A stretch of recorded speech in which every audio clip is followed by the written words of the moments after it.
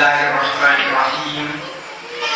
Alhamdulillah nahmaduhu wa nasta'inuhu wa nastaghfiruh wa na'udzu billahi min shururi anfusina wa min sayyiati a'malina. May yahdihillahu fala mudilla lahu wa may yudlilhu fala hadiya lahu.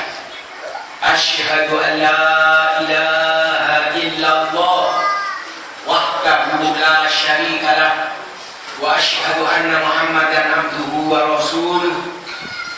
Allahumma shalli ala sayyidina Muhammadin al-amin al-mab'uthi rahmatan lil alamin, salatan tufarriqu biha anna ma nahnu fihi min umuri dinina wa dunyana wa ukhrana wa ala alihi wa sahbihi wa sallim. Amma ba'du. Masyaikhina al-kiram, para alim ulama bil khusus yang tercinta, Bapak Bupati, Bu Raya, Bapak-bapak Kepala Dinas, Bapak Camat, Bapak Kepala Desa, para sesepuh, Bapak-bapak, Ibu-ibu, hadirin hadirat dan adik-adik yang semuanya dirahmati dan dimuliakan oleh Allah Subhanahu wa Ta'ala. Marilah pertemuan ini kita mulai dengan saling tersenyum, sebab ada pepatah yang tersangkut di ranting pohon. Siapa yang mampu tersenyum di pagi hari akan mampu tersenyum sepanjang hari. Apalagi senyum adalah sedekah. Rasulullah bersabda, tabassumuka ala wajhi akhika shadaqah. Senyummu terhadap saudaramu adalah sedekah. Tetapi ada tetapinya, dilarang tersenyum sendirian. Saya tiba-tiba disediakan kursi. Saya belum pernah duduk di kursi DPR, belum di kursi bupati juga tidak pernah, karena belum pernah mencalonkan dan takut. Jadi kalau saya menolak kursi ini, takut kursinya menumpuk. Saya sudah siap untuk dikunci, kenapa masih tetap di sini.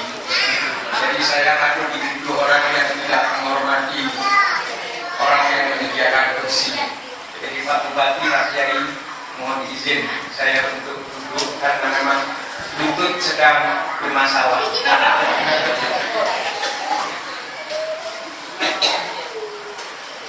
Malam ini saya merasakan keindahan yang luar biasa, melihat wajah-wajah ceria dari bapak-bapak dan ibu-ibu sekalian masuk ke dalam masjid.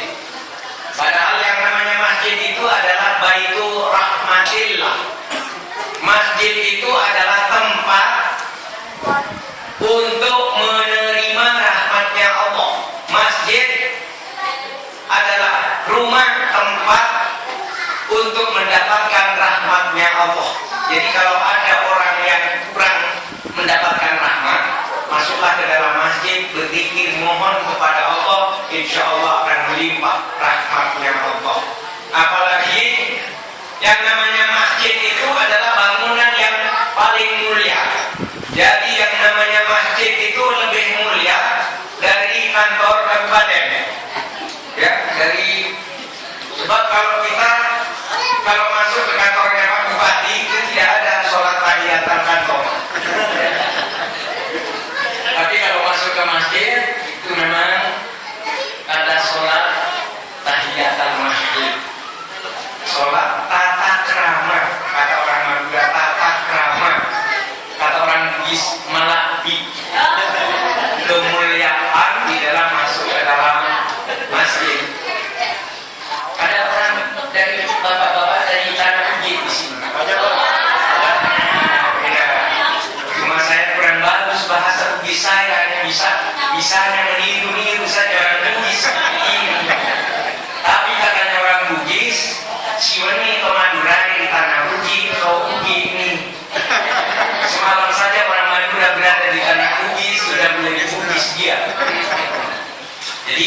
inilah indahnya persaudaraan. Tapi yang mempersaudarakan kita ada dua. Persaudaraan karena kita sama-sama beriman kepada Allah. Yang kedua, persaudaraan karena kita sama-sama bangsa Indonesia. Persaudaraan ini kalau dijalin dengan rasa takwa dan iman kepada Allah, lebih-lebih setelah kita melakukan pencucian batin, bukan pencucian uang ya, pencucian batin, pencucian jiwa yang disebut tazkiyatun nafsi, membersihkan diri dari pengaruh hawa nafsu selama sebulan suntuk, dari tanggal 1 bulan Ramadan sampai tanggal 29 bulan Ramadan, karena bangsa tidak genap 30. Kita mencuci diri kita dengan berpuasa, dengan lapar yang indah, dengan haus yang indah. Kenapa lapar puasa ini kita sebut sebagai lapar yang indah? Sebab laparnya orang berpuasa itu meniru laparnya Rasulullah Sallallahu Alaihi Wasallam. Hausnya orang yang berpuasa meniru hausnya Rasulullah Sallallahu Alaihi Wasallam. Berbukanya orang yang berpuasa meniru berbukanya Rasulullah Sallallahu Alaihi Wasallam. Sahurnya orang yang berpuasa meniru sahurnya Rasulullah. Tarawihnya orang yang berpuasa meniru tarawihnya Rasulullah. Cuma dalam berbuka memang meniru Rasulullah. Cuma ada beda biasanya kalau umat Islam di Indonesia atau umat Islam yang lain sama-sama berbuka ketika matahari terbenam. Cuma banyaknya nasi yang dimakan itu berbeda dengan Rasulullah. Kalau Zawawi Imron, entah Pak Bupati, itu biasanya kalau saya agak banyak, Pak Bupati ikut Rasulullah sedikit. Jadi kalau Rasulullah itu sudah menyatakan diri dalam hadisnya yang sahih, nahnu min qaumin la na'kulu hatta najua wa idza akalna la nashba. Aku dan kaumku, aku dan pengikutku tidak makan kecuali lapar, dan kalau aku makan itu tidak sampai kenyang. Jadi saya juga berbuka, tapi kalau Rasulullah sebelum kenyang sudah berhenti.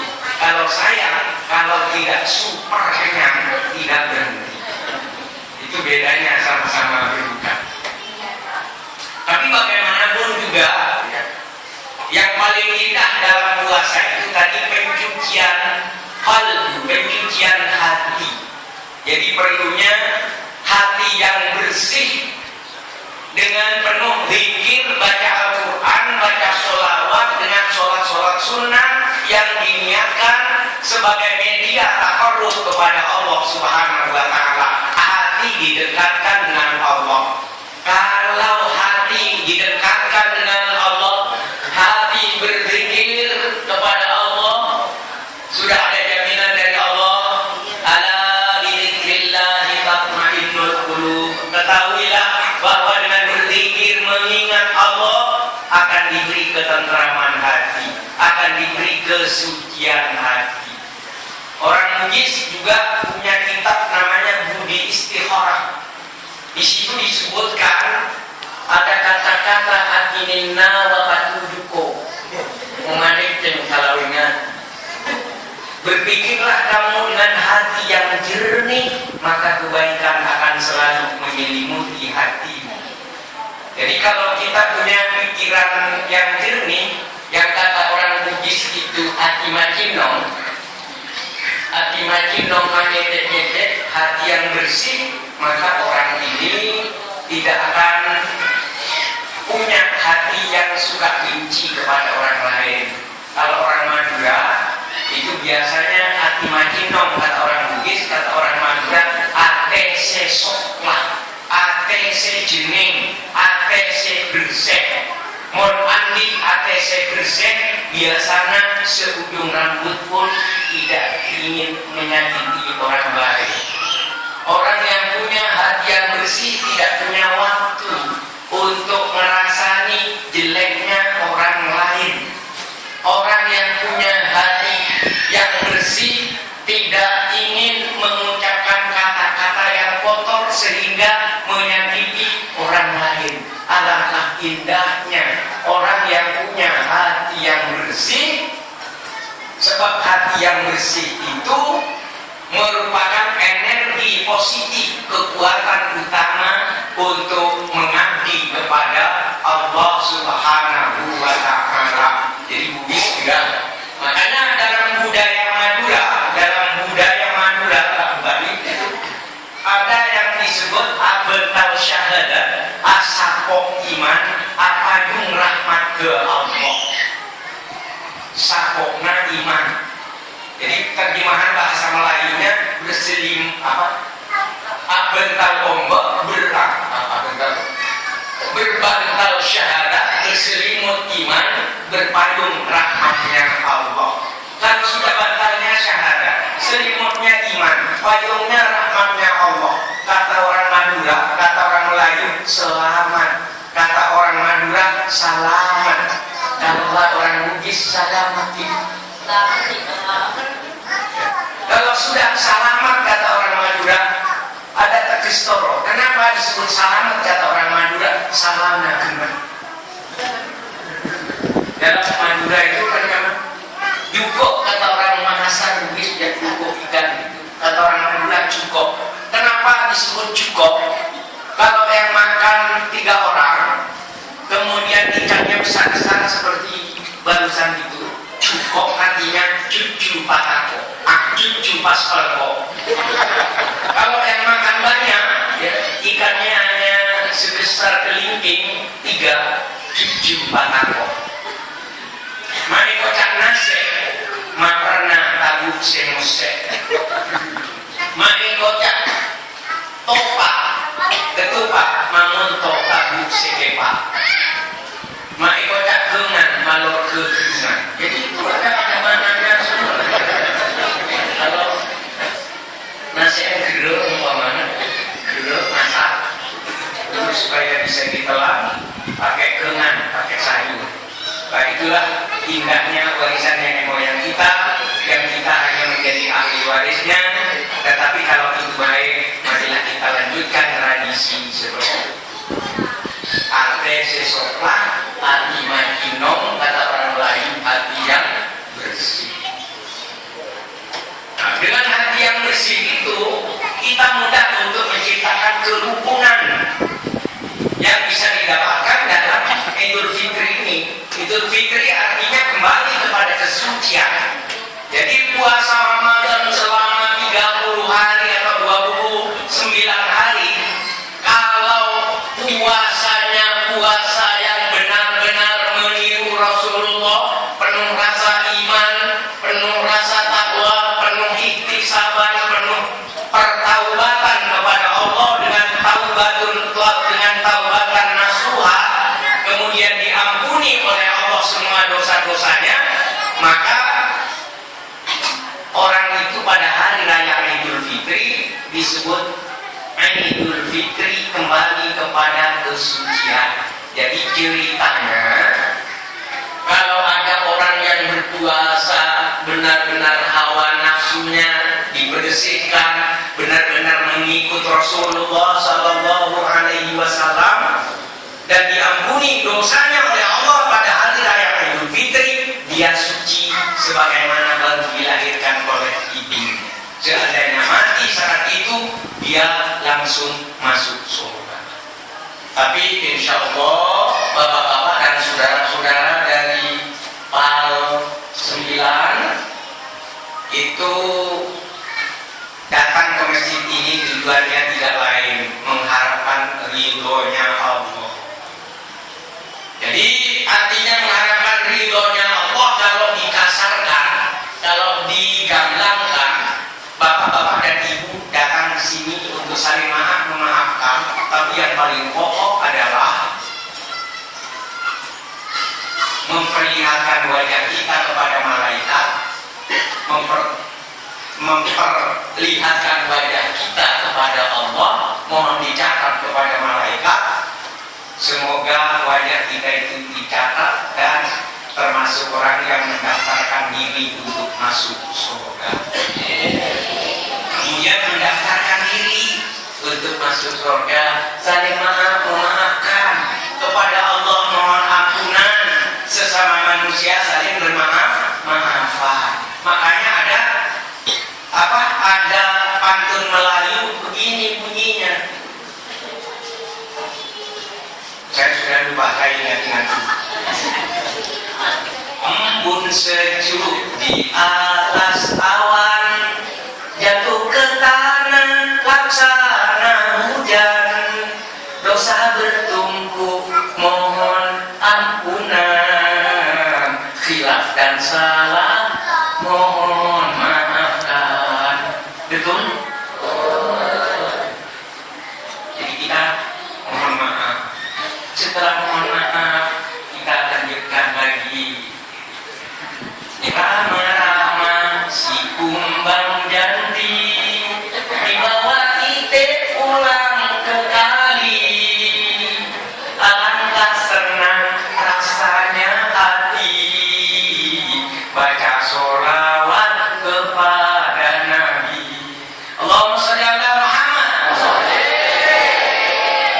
Jadi itulah tradisi yang diwariskan oleh nenek moyang kita di Melayu, di Madura, di Dayak, di Banjarmasin, di Sulawesi, di mana saja di seluruh dunia Islam akan mendapatkan kearifan, yaitu pikiran-pikiran yang cemerlang supaya manusia itu tetap menjadi manusia. Jadi kalau orang Madura tadi perlu hati yang bersih, hati secoklah, hati makin ngedit-ngedit, itu menjadi penting.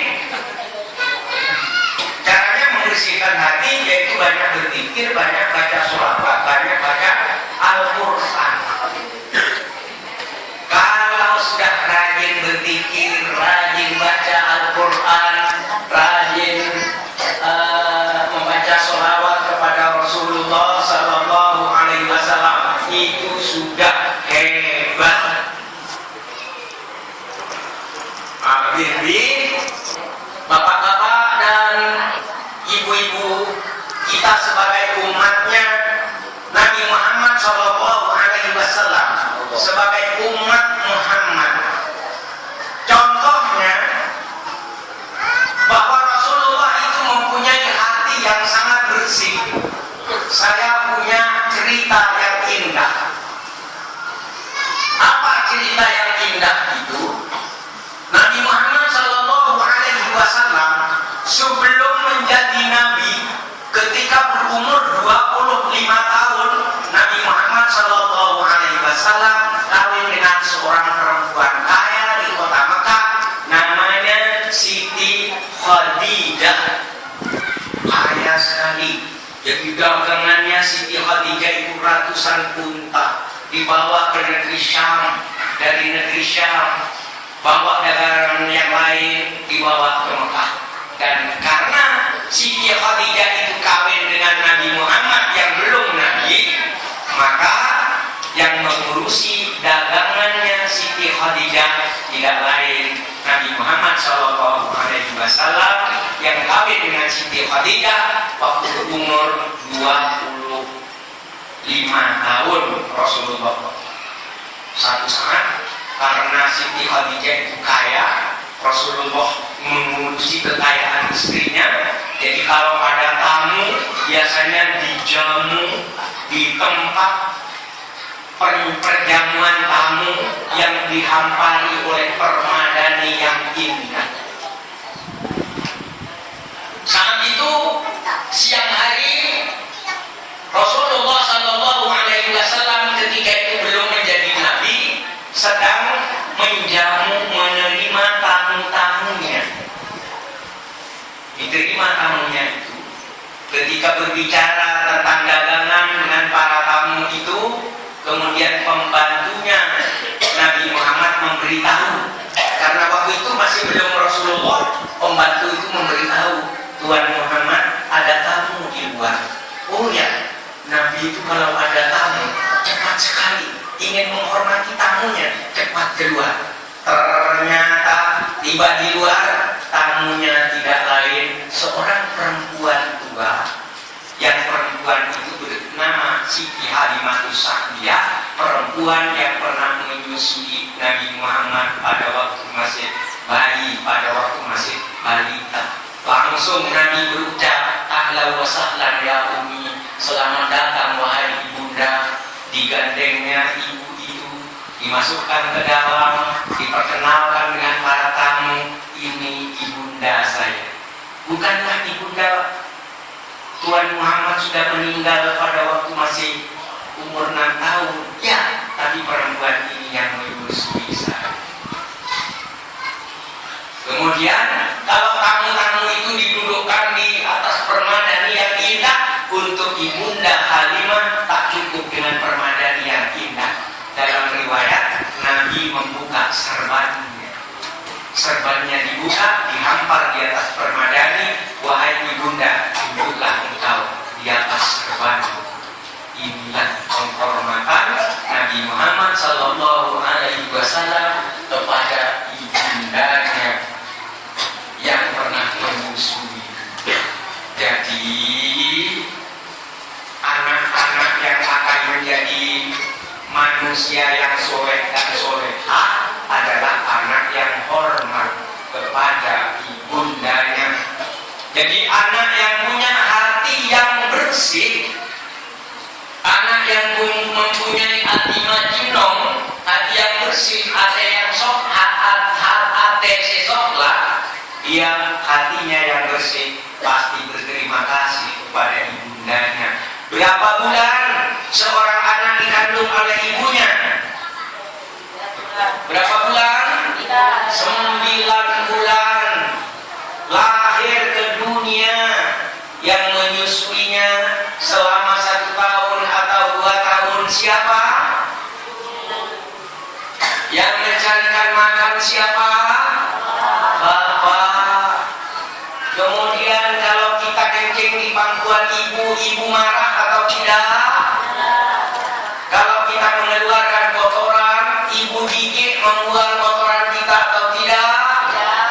Kalau kita sakit dibawa ke rumah sakit, kalau tidak ada uang untuk membeli obat, ibu terpaksa menjual cincin atau anting-antingnya supaya anak tercinta cepat sembuh.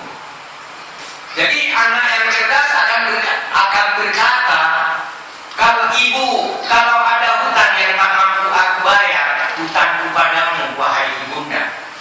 Kalau ada hutang yang tak mampu aku bayar, hutangku padamu wahai ayahanda. Kemudian dibaca, Allahumma ghfirli wali walidayya warhamhuma kama rabbayani shaghira.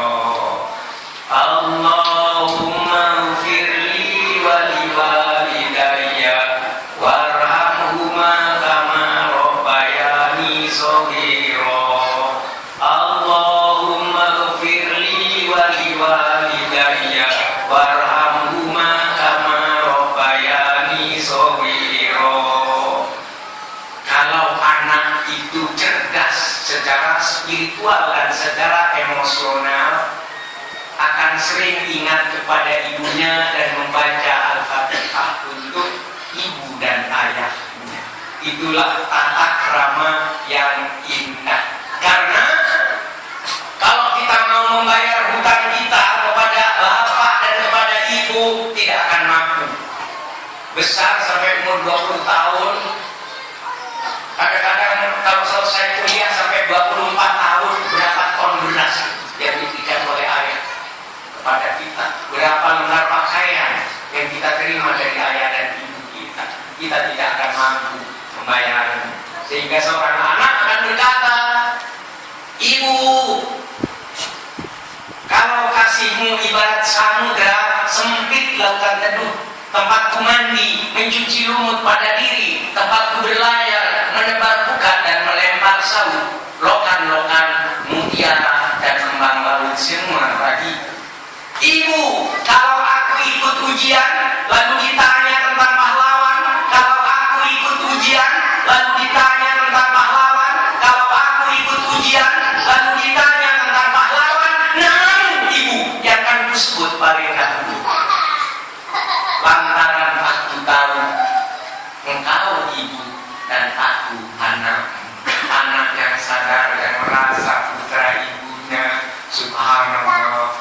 jadilah anak yang cerdas. Jadi betapa pinternya seseorang itu kalau tidak hormat kepada ayah dan ibunya, maka tandanya hatinya tidak hatinya kata orang Bugis tidak makin no, kata orang Madura Athena tak jangan berjalan lo bersih, jangan sampah tak, jangan berjalan lo. Nah, bapak-bapak dan ibu-ibu yang saya hormati, di dalam masjid ini kita mulai mengembangkan kesadaran bahwa kita itu putranya ibu, bahwa kita putranya bapak. Kita jadi begini, ada yang jadi kepala desa, ada yang menjadi pedagang, ada yang menjadi kepala dinas, ada yang menjadi kiai, ada yang menjadi ustaz, ada yang menjadi petani yang sukses. Siapa tahu kita jadi begini, itu bukan doa kita sendiri. Sebenarnya itu doanya ayah bunda kita yang dicerdaskanlah dengan merasa berhutang budi kepada ayah dan bunda. Tandanya bahwa anak itu punya hati yang bersih, yaitu anak yang menjaga akhlaknya. Menjaga akhlak. Akhlak itu yaitu perbuatan yang selalu akhlak yang mulia, perbuatan yang menghormati orang lain, tidak pernah menyakiti orang lain. Kalau ada orang mengeluarkan kata-kata yang menyakiti orang lain, itu tandanya hatinya belum bersih. Kata orang Jawa, Pak Camat ini masih apa, Pak Bupati ini masih ada keturunan Jawa dari Jogja. Kata orang Jawa, aji ning diri dununung ono lati. Kehormatan seseorang bisa diperhatikan melalui ucapan-ucapannya. Kalau ucapan-ucapannya tidak ramah, suka menyakiti orang lain, mengajak bermusuhan, suka menjelek-jelekan orang lain, tandanya hatinya tidak bersih. Nah, disinilah pentingnya hati yang bersih. Nah, setelah kita punya hati yang bersih seperti itu, dalam budaya Madura itu tadi, abal syahadat, asapo iman, apa jumlah madra Allah, berbantal syahadat. Jadi syahadat itu dijadikan bantal. Ketika tidur pun syahadat dijadikan bantal. Asapo iman, berselimut iman, berpayung rahmat dari Allah. Indahnya hidup yang seperti itu. Nah, kemudian itu dalam urusan akhirat. Dalam urusan dunia, dalam filosofi Madura itu ada kata-kata abental ombak, asapo angin, ala kohle, apelo koning. Jadi orang hidup di dunia ini harus rajin bekerja katanya. Dalam lagu Madura ada kata-kata begini, ping pilu tanda nampang lorongna, ping pilu lorongna tonggui jengkil, ping pilu tanda ngalah torona, ping pilu torona orang tak kucing, tak kalah torona, tak kucing. Tak kucing aja, tak kucing ngarako. Kun aset saka berat dateng marakan taseka soro nyau tak nyau talak warna kun berat tok nampak cantik. Mone pagi ini berunang batona korek antona nang matuana sinare. Jadi yang bis sebentar lagi saya katakan.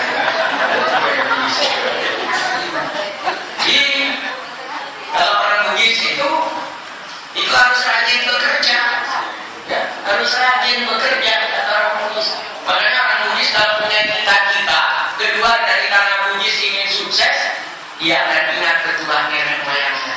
Kulit bakal sombot, kulit tantisi kulit birni telan narwani. Karena udah apa artinya? Saya sendiri nggak tahu sih. Jadi kata orang di situ, kalau layar sudah kukembangkan, kemudi sudah erat kupegang, walaupun orang akan terbilang pantang aku kembang. Kata orang Melayu, ya, biar peluru menembus kulitku, aku tetap meradang, menergang, luka dan bisa kubawa berlari hingga hilang berdeka. Jadi beginilah orang hidup di dunia ini harus rajin bekerja, harus rajin beribadah kepada Allah Subhanahu wa Ta'ala. Yang bertani, rajinlah bertani. Yang ke laut, rajinlah pergi ke laut. Sebab kalau tidak ada laut, tidak ada nelayan, saya tidak akan makan ikan. Kalau tidak ada petani, saya tidak akan makan nasi. Singkongnya luar biasa, budayanya luar biasa. Dan saya mengajari Pak Bupati, dan Pak Bupati berguru pada saya dalam hal makan ikan bakar dengan singkong. Pak Bupati ragu mana yang mungkin bisa saya rasakan Pak. Dan guru saya itu di Ambon, saya sering ceramah bersama Pak di Ambon. Itu diajari oleh orang Ambon makan, karena beras ada sudah di Ambon, sagu dan singkong dimakan dengan ikan bakar. Enak Pak Bupati, enak. Boleh coba dagingnya. Kalau saya ke bagian lagi, tolong mau main ke sini, tapi kepala saya sudah kepala desa dengan berpikir lagi, ya siapa saja lah. Di bapak-bapak dan ibu-ibu rajin bekerja itu menjadi sangat penting. Apa saja harus kita garap dan kita harus berterima kasih kepada siapa orang yang rajin merawat tanah air Indonesia ini. Jadi kita lahir di Indonesia harus menghormati bumi Indonesia, karena bumi Indonesia ini yang memberi makan kepada kita. Allah menitipkan rezekinya, rahmatnya melalui bumi Indonesia. Nah, jadi sebenarnya kalau kita punya akal sehat, hati makinom, hati bersih, hati yang bersih, ketika saya makan singkong atau makan nasi, harus ingat siapa yang menanam singkong, siapa yang menanam padi. Tidak lain adalah para petani yang di bawah sorotan matahari, yang membakar keringatnya, mencangkul dan menanam dan memanen. Ketika saya makan padi, sebenarnya harus ingat, ya Allah, padi ini ditanam oleh petani. Berikanlah barokah, keselamatan kepada para petani, pahlawan yang memakmurkan tanah air. Ucapkan kalau perlu ucapan hati. Kalau saya punya kebiasaan Pak Bupati, kalau saya lewat di pedesaan, di tepi sawah ada kuburan, saya ngajari teman-teman di Pontianak ini, saya berdoa dan saya baca Fatihah. Assalamualaikum ya Al-Fatihah, Assalamualaikum ya Ahlal kubur. Jadi mengucapkan Al-Fatihah, karena ini begitu baca Fatihah kepada para petani, saya berarti ziarah taman pahlawan, para petani yang memakmurkan kita. Kalau kita datang ke tepi-tepi pantai, ke kubur para nelayan, kita baca Al-Fatihah untuk para nelayan yang telah membawa ikan dari laut. Berarti kita ziarah taman pahlawan. Pahlawan itu banyak. Siapa yang berbuat untuk kepentingan bangsa dan tanah air, dia adalah pahlawan-pahlawan kita. Kata Bung Karno, Pak Karno itu mengatakan. Karena itu Pak Karno dulu kalau pidato hebat sekali ya. Dia pernah mengatakan ingin Indonesia, negeri Indonesia ini bertahan sampai kiamat. Ingin mendengar pidatonya Bung Karno, Bapak-bapak? Ingin. Saya kadang-kadang diundang oleh Bu Megawati untuk menirukan pidatonya Pak Karno. Ingin. Agustus 1964 mengatakan demikian. Tapi jangan lama-lama sedikit, soalnya saya tidak sudah lebih tua, karena pada waktu itu 63 tahun, saya sudah 70 sekarang. Jadi kalau panjang saya enggak. Tolong saya kalau kepanjangan ditegur ya Pak Nurdin, kepanjangan tidak. Pak Karno mengatakan demikian di bulan Agustus. Saudara-saudara sebangsa setanah air, salah seorang penyair kita, Khairil Anwar namanya, mengatakan, aku mau hidup 1000 tahun lagi. Aku kagum kepada kalimat ini, saudara-saudara. Soekarno kagum kepada kalimat ini. Aku dengan ingin hidup 1000 tahun, tapi mana mungkin 100 tahun saja belum mungkin. Walaupun demikian, cita-cita kemerdekaan yang kutanamkan di hati bangsaku, di hati rakyatku, aku yakin akan hidup sampai 1000 tahun. Kata Bung Karno, saya merindukan. Jadi Bung Karno punya cita-cita negeri dan bangsa Indonesia ini bertahan sampai lebih dari 1000 tahun. Tapi orang pesantren sebenarnya, pesantren Bugis, ya. Saya lapor pada teman-teman Bugis, saya ini penulis riwayat hidup Andre Butlah Yai Haji Abdurrahman Modal yang gede. Saya penulis riwayat hidupnya Andre Butlah Abdurrahman Modal dan Imam Kosok, kemudian wafatnya di Kabalangan.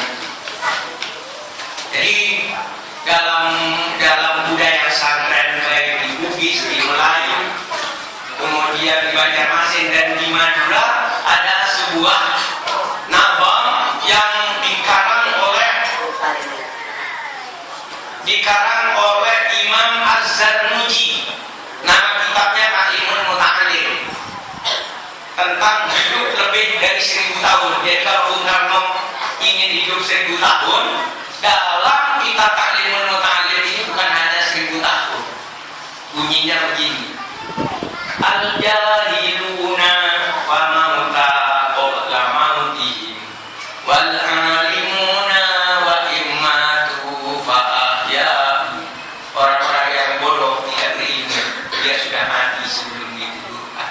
Tetapi orang-orang yang alim, orang yang cerdas secara spiritual, secara intelektual dan secara emosional, sehingga dia menjadi orang alim yang ulul albab, wa immatu fa ahya.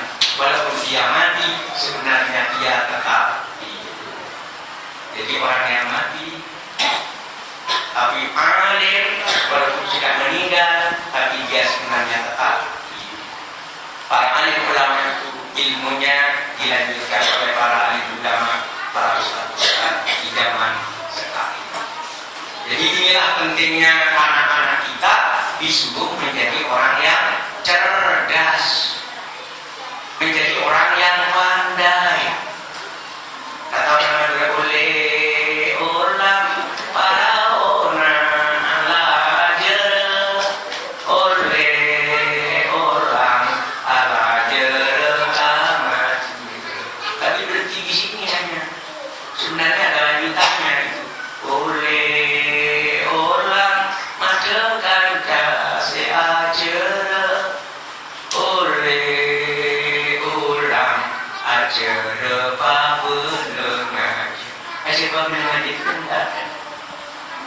Jadi belajar untuk menjadi orang yang bisa berbuat yang terbaik dalam kehidupan ini untuk rahmatan lil alamin, untuk menyenangkan orang lain, bukan hanya untuk menyenangkan dirinya sendiri. Jadi kalau anak-anak kita rajin belajar, saya berdoa semoga nanti dari desa Pal 9 ini, anak-anak yang cerdas dari Pal 9, semoga Presiden tahun 2060 anak yang lahir di desa Pal 9. Kalau Allah menghendaki, tapi bapak-bapak dan ibu-ibu harus memacu putranya untuk rajin belajar, jangan terlalu banyak nonton, jangan terlalu banyak main YouTube-an, jangan banyak main internet. Jadi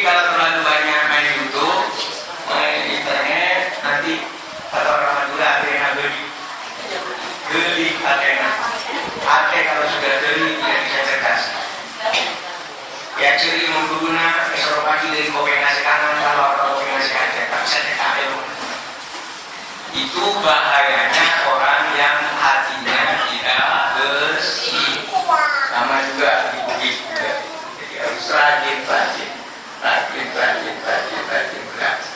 Yang tidak rajin sebab begini rumusnya, tugasnya garam adalah asin. Kalau tidak asin apa namanya? Percaya bahwa garam ada tepung kalau tidak asin. Kalau tidak kecup bisa disebut sebagai asam.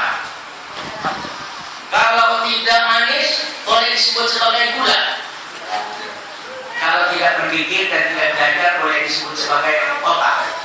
Tidak, jadi tugasnya otak belajar. Kalau tidak belajar bahaya dan jadi apa itu? Kata orang Madura tak tertiba dong. Ya, tertiba dong beri moju.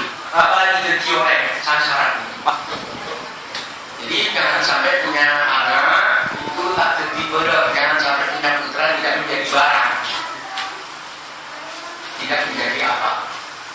Jadi itu artinya tugas orang tua untuk mengawasi anak supaya tugasnya anak ini memang belajar. Nonton TV boleh, YouTube boleh, tetapi kata Profesor Dr. Ayu Sutarto, anggota Majelis Sastra Asia Tenggara, nonton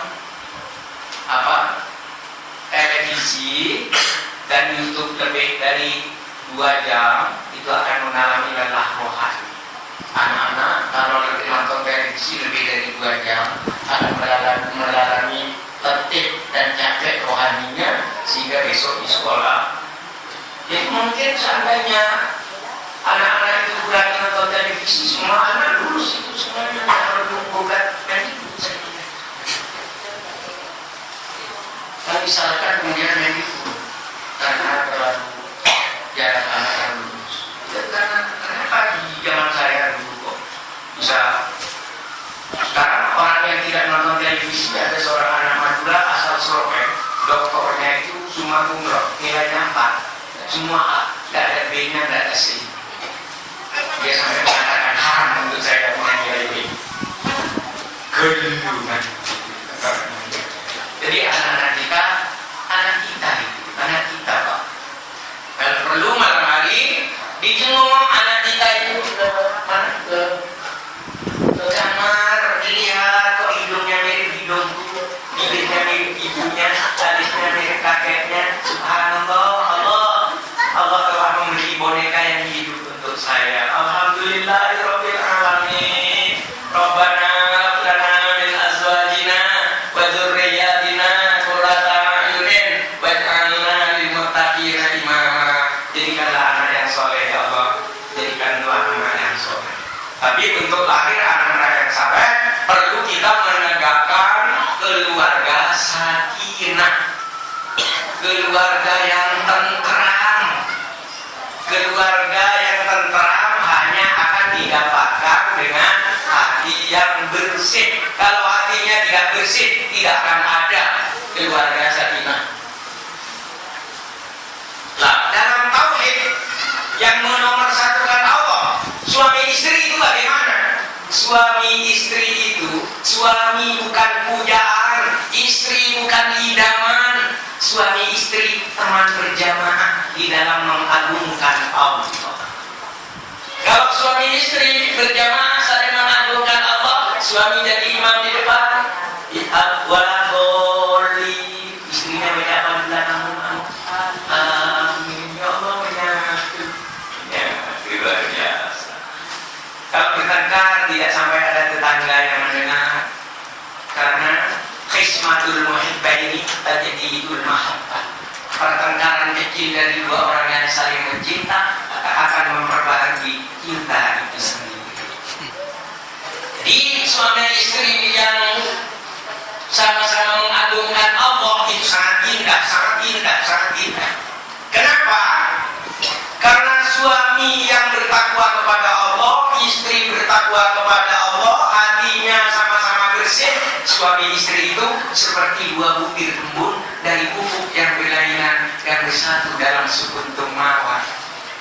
Pak Bupati, jadi Pak Bupati dengan Bupati laksana dua butir embun dari ufuk yang berlainan yang bersatu dalam sekuntum mawar. Subhanallah. Bukan hanya Pak Bupati, bapak-bapak, ibu-ibu juga, tapi harus bersihkan hati karena Allah. Caranya zayyinu makanatikum bis-sholati wa qiraatil Qur'an. Hiasilah rumahmu dengan sholat-sholat sunnah dan bacaan-bacaan Al-Quran. Jadi rumah kita hiasannya itu bukan gambar-gambar orang belanja, bukan gambarnya macam-macam, tapi hiasan rumah yang kita yang paling indah adalah sholat sunnah dan bacaan Al-Quran. Saya punya cerita ibu sekalian. Saya ini sering disebut budayawan, kata Pak Bupati, sebenarnya budayawan barangkali. Di Jakarta itu ada di Tanggelem, ya, tahun 80-an mati. Sudah lama di rumah sakit kita menunggu semua. Udah dokter tidak kayaknya dibawa pulang. Ketika mau mati apa? Di Tanggelem ini memanggil 3 orang anaknya. Anakku, kesinilah dekat sama babe apa? Bukan babi, babe itu apa? Dekatlah sama babe. Dekatlah. Ya ada apa babe? Kayaknya ini umur babe nggak sama lagi. Tapi sebelum babe mati, sebelum bapak mati, ingin mendengarkan Al-Quran. Jadi penyanyi terkenal, anaknya 3 orang penyanyi semua. Bintang film, ketika mati tidak minta nyanyian, dan diminta adalah bacaan Al-Quran. Akhirnya saya tidak bisa ngaji babe, dulu hanya alif bata saja, kemudian diajar nyanyi, sekarang nggak bisa. Ya carilah tetangga, cari tetangga juga artis. Kebetulan tidak bisa ngaji juga. Hanya ditunjukin Pak Modin ada, Pak Modin di sini. Ada juga Pak Modin di sini. Bisa. Apa namanya Pak Modin? Kenapa? Ya Modin kan. Dia dari Imam Haji sekali. Dipanggil Pak Modin itu Modin nikah. Yang melahirkan orang. Panggil Pak Modin dan Pak Modin tolong bacain Al-Quran bagi gue. Baca. Kami kan bingung sudah melihat Rasul Muhammad. Itu dibacakan. Alhamdulillah minasyaitonirrajim. Bismillahirrahmanirrahim. Yasin wal Qur'anil hakim. Mereka semua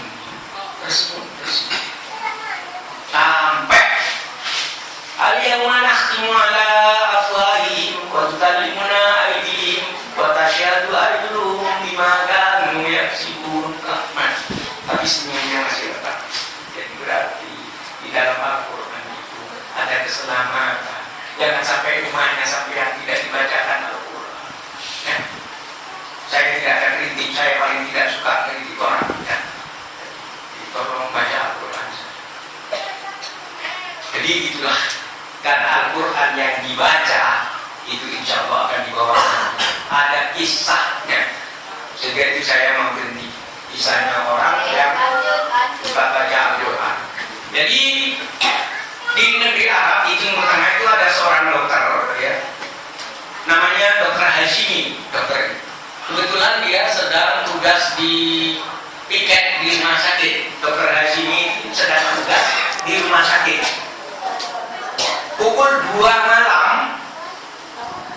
malam, perawat itu melapor kepada Dokter Hashimi, pada dokter yang piket, Pak Dokter, ada pasien meninggal. Apa betul? Iya. Kemudian Dokter Hashimi itu datang ke kamarnya orang yang dikatakan meninggal itu. Kemudian dipakai itu telinga stetoskop namanya. Kemudian ujungnya diletakkan ke jantungnya. Jantungnya memang arlojinya itu tekrok itu tidak ada. Tapi yang berbunyi justru Allahu Akbar, Allahu Akbar. Dibuka. Perawat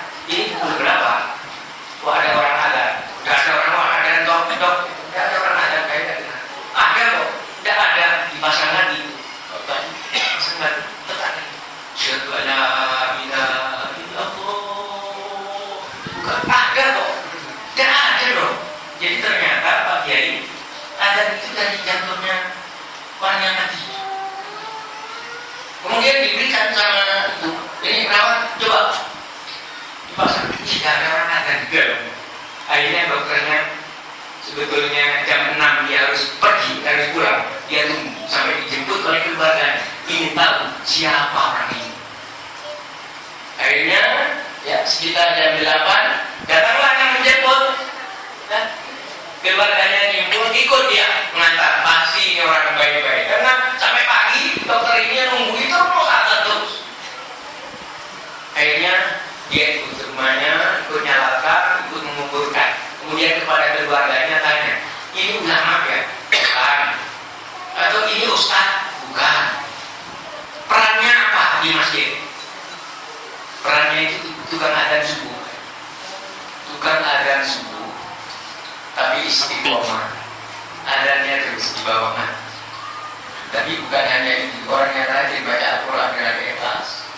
Bacaan Qurannya akan di bawah mati. Baca sholawat, sholawatnya akan di bawah mati. Akan jadi sanggup.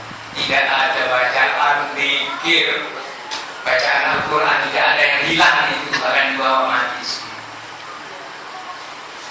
Karena itu marilah kita menjadi orang yang dekat dengan Allah Subhanahu wa Ta'ala. Karena apa? Kata pantun Melayu, kalau di kepala uban sudah bertabur, mata mulai kabur, kekuatan mulai kendur, gigi mulai gugur, itulah isyarat umur tujuan kita adalah kubur.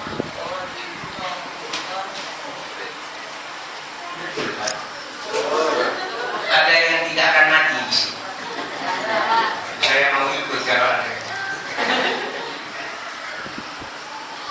Makanya orang Madura mengatakan tak melera ya, tak melera to, dia pun mati, paisan beto.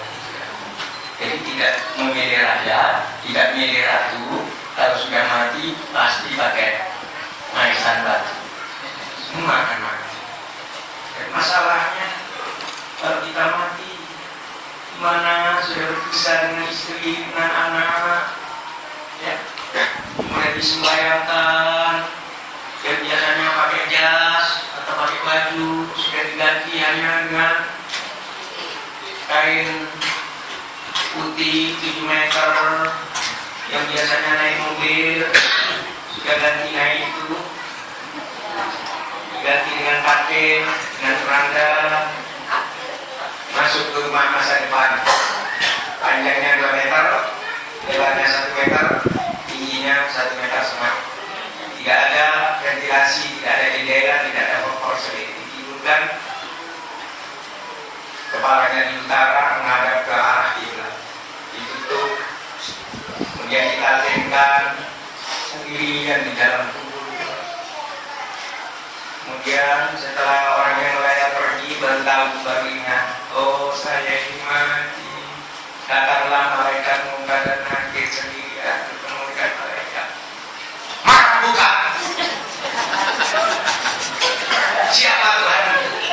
Tapi jangan khawatir, orang yang rajin sholat, orang yang rajin sholat dan sholatnya khusyuk, malaikat akan tanya Tuhan saya tiap hari 5 kali sholat menghadap Allah. Tuhan saya karena saya berdoa kepada Allah.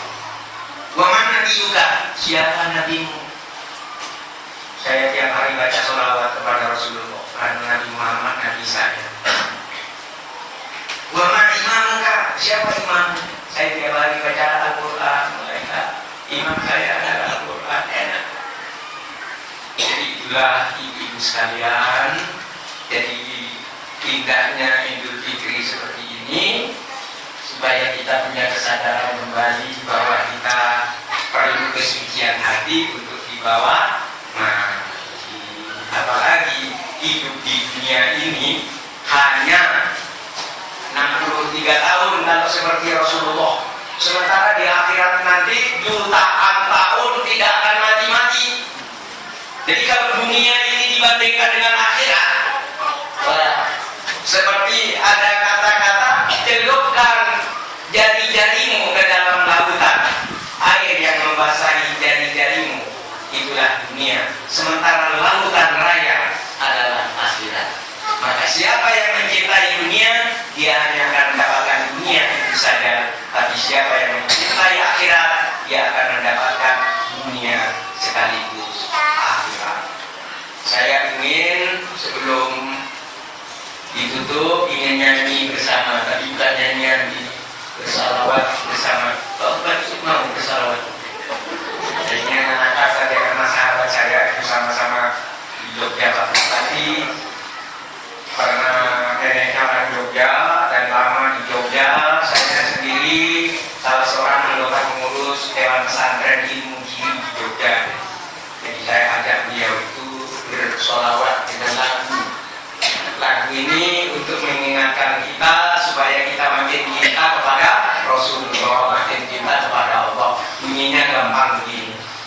Ya Nabi salam padamu, ya Rasul salam padamu, kekasih salam padamu, sholawat selalu untukmu. Jadi yang berbeda terakhir, sholawat selalu untukmu.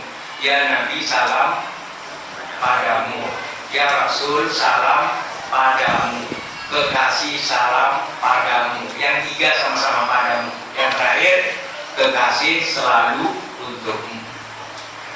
Jadi gampang sekali ini dan mudah dihafal. Saya beri contoh dulu, insya Allah 3 kali sudah bisa. Karena apa? Dengan Idul Fitri, hati yang bersih, mudah untuk belajar, mudah untuk mengingat. Ya, kita buktikan karena kita tadi sudah baca Allahumma firli wa liwalidayya wa rahmah bayani saghira tobat kepada Allah, hatinya bersih, insya Allah mudah untuk mengingat, ilmu bisa nempel kayak perangku di dalam hati. Ya Nabi salam padamu, ya Rasul salam padamu, kekasih salam padamu, sholawat selalu untukmu. Jadi ya Nabi salam padamu, ya Rasul salam padamu, kekasih salam padamu, sholawat selalu